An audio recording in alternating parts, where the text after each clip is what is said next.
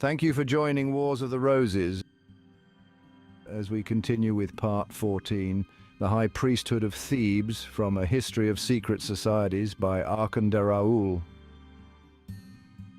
Chapter 13, The High Priesthood of Thebes. Almost detailed account of what was said to be the 7 highest degrees of secret Egyptian initiation was first published in Germany in the 18th century. This strange and very exhaustive document combines many elements from the ancient mysteries and may in fact be a pure concoction. On the other hand, it could be at least partly based upon some surviving esoteric practice. It seems to come from Greek sources because many of the words used are Greek. And it may well be that we have here the modern beginnings of an attempted revival of ancient mysteries. Whatever the document may be, it is not one of those fanciful and spurious ones which used to be printed merely to attract the credulous, because it is plausible in containing the sort of material which might well have formed the content of an initiation and mind conditioning system.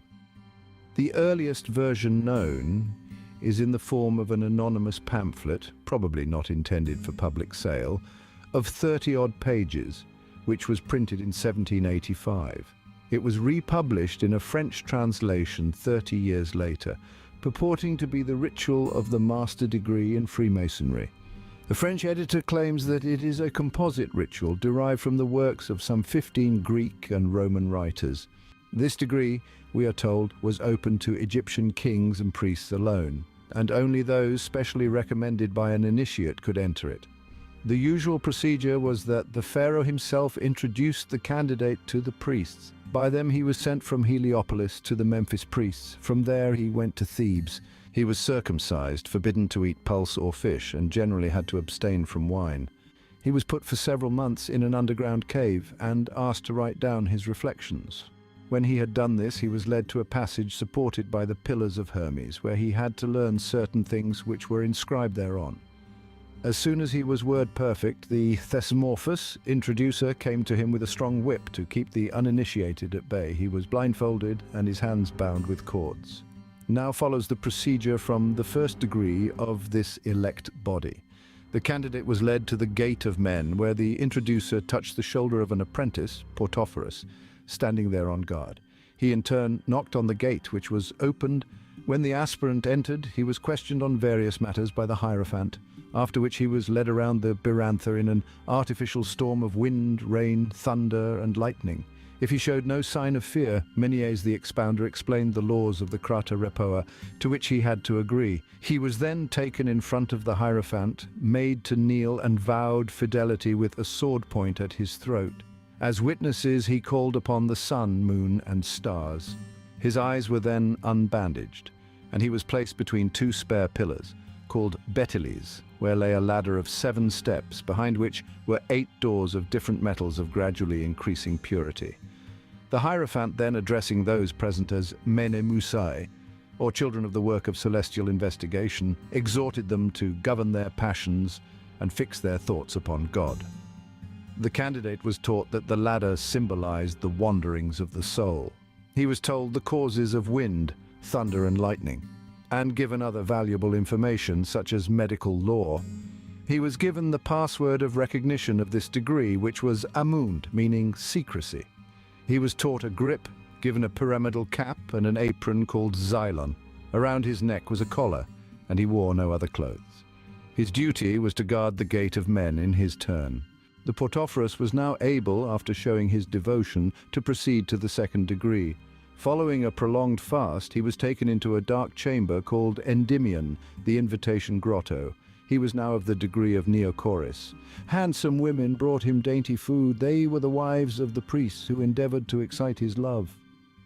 If he resisted these advances, he was further lectured by the master of ceremonies and led into an assembly where the stolista, water-bearer, poured water over him.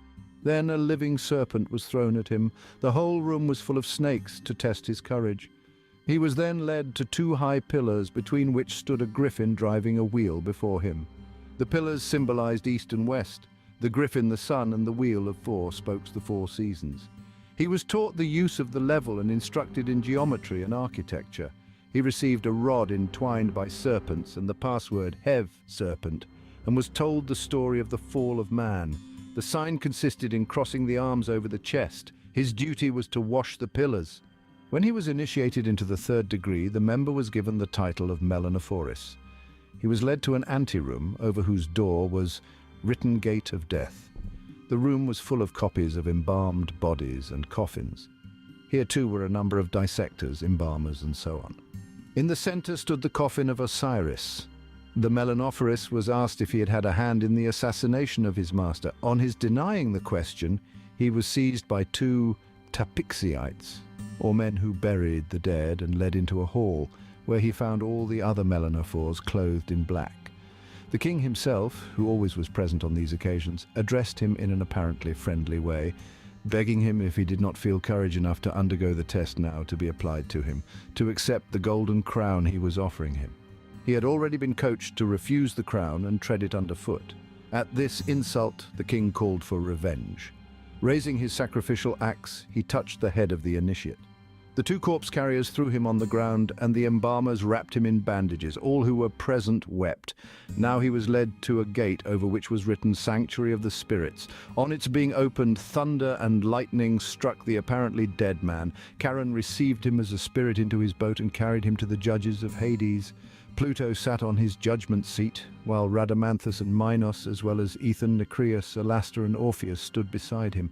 Very severe questions were put to him as to his former life, and finally he was sentenced to remain in these subterranean vaults. The bandages were removed, and he was told never to desire blood, never to leave a corpse unburied, and to believe in the resurrection of the dead and the judgment to come. He was taught coffin decoration and the peculiar hierogrammatical script. The sign was an embrace to express the days of wrath. He was kept in these underground chambers until thought fit to proceed to a higher degree. These days of wrath generally lasted for a year and a half, until the initiate was ready for promotion to the fourth degree, the Battle of the Shades. He was handed a sword and a shield and taken through dark passages. He met certain persons presenting a frightful appearance, carrying torches and serpents. He was attacked with the cry of Panis. He defended himself bravely, but was taken prisoner. His eyes were bandaged and a cord placed around his neck. Dragging him into a hall, the spectres disappeared. He was led into the assembly of initiates, and his eyes unbandaged. Before him he saw a magnificent hall decorated with beautiful paintings. The king and the highest dignitary, the demiurgos, were present. All were wearing their alidei, an Egyptian order composed of sapphires. Among those present were the secretary, the treasurer, and the master of feats. The orator made a speech congratulating the new member on his fortitude. He was given a drink called syce, which he drank to the dregs. This was probably the ritual drink of honey or milk, water, wine, and gruel, and perhaps some hypnotic drug. He donned the boots of Anubis, took up the shield of Isis, put on the cloak and cap of Orcus.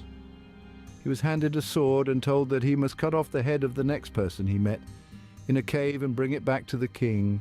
This cave was pointed out to him. Entering it, he saw what seemed to be a beautiful woman, but in reality was a model of one. He seized this by the hair and severed the head. This he brought back to the monarch, who praised him, telling him that he had symbolically won the head of the Gorgon, wife of Typhon, who had caused the death of Osiris. He was now permitted always to wear the dress which had been given to him, and he was entered in a book as one of the judges of the land. He was able to communicate at any time with the king and received an allowance from the court. He was invested with an order, that of Isis in the shape of an owl, and it was revealed to him that the secret name of the great lawgiver was Joa, which was also the password of this degree. But the password for the meetings of the Christophori, as the fourth degree initiates were called, was Sasikis. The fifth degree, that of Balahate, could not now be refused to the Christophorus. He was led to a hall to watch a play at which he was the only onlooker. Other members of the degree went through the hall as if looking for something. One drew his sword, and the terrible figure of Typhon appeared. He was slain. Now the new Balahate was told that Typhon represented fire, a terrible element which was at the same time indispensable. The password was Chimia, and the teaching was in chemistry. In order to become an astronomer at the Gate of the Gods, the sixth degree, the candidate was taken to the Hall of Assembly, bound, and led to the Gate of Death. He was shown corpses which had been cast into water and warned that he might be similarly treated if he broke his oath. He was given some teaching in astronomy and taken back to the Gate of the Gods, where he looked at the pictures of the gods while their histories were explained to him. A priestly dance took place, symbolizing the course of the heavenly bodies. He saw a list of members of the order throughout the world and learned the password IBIS for watchfulness. The last and the highest degree was that of Propheta, in which all secrets were laid bare. It was conferred following public processions and when the permission of the king and all the highest members had been obtained. The members secretly left the city by night and retired to some houses built in a square and surrounded by pillars, by the sides of which were placed alternately a shield and a coffin, whose rooms were painted with representations of human life. These houses were called maneras, for the people believed them to be visited by the manes of departed men. On their arrival at these houses, the new member, now called Prophet or Safenath Panka, a man who knows the secrets, was given a drink called oimelas and told that now all trials were over. He received a cross of peculiar significance, which he was always to wear. He was clothed in a wide, white-striped dress called etangi. The usual sign was crossing his arms in his wide sleeves. He could peruse all the sacred books written in the Ammonite language. His greatest privilege was having a vote in the election of a king. The password was Adon. Thank you for watching, and please don't forget to share, like, subscribe and comment, and if you can, please consider donating to Wars of the Roses. Links to PayPal and Patreon are in the description. Thank you so very much.